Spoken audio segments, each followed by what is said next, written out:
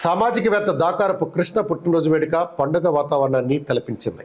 రాజకీయాలకు అతీతంగా చిన్న పెద్ద భేదం లేకుండా భారీగా విచ్చేసిన మిత్రులు, శ్రేయోభిలాషులు, అభిమానుల అభినందనల విలువలో కృష్ణ తడిసి ముద్దయ్యారు.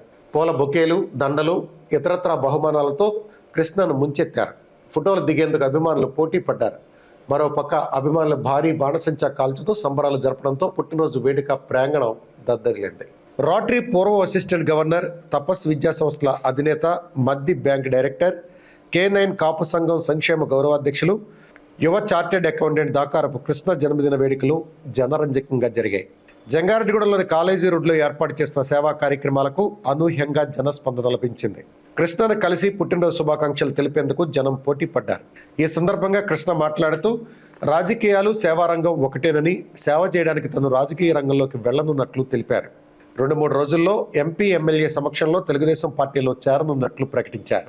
ఈ సందర్భంగా సుమారు 10 లక్షల రూపాయల విలువైన సేవా కార్యక్రమాలు జరిగినట్టు కృష్ణ తెలిపారు. పోస్టల్ బ్యాంక్ సౌజన్యంతో 5 లక్షలతో మూగ బాలికలకు ఇయర్ హెడ్స్, వికలాంగులకు వీల్ చైర్లు అందజేశామన్నారు. అలాగే తపస్ విద్యా సంస్థలు, మద్ది బ్యాంక్ తదితరుల సహకారంతో ట్రాఫిక్ బ్రేకర్లు అందించినట్లు తెలిపారు. రక్తదాన శిబిరం, మెడికల్ క్యాంప్ నిర్వహించామన్నారు. ఈ కార్యక్రమంలో పలువురు ప్రముఖులు, పెద్ద సంఖ్యలో అభిమానులు పాల్గొన్నారు.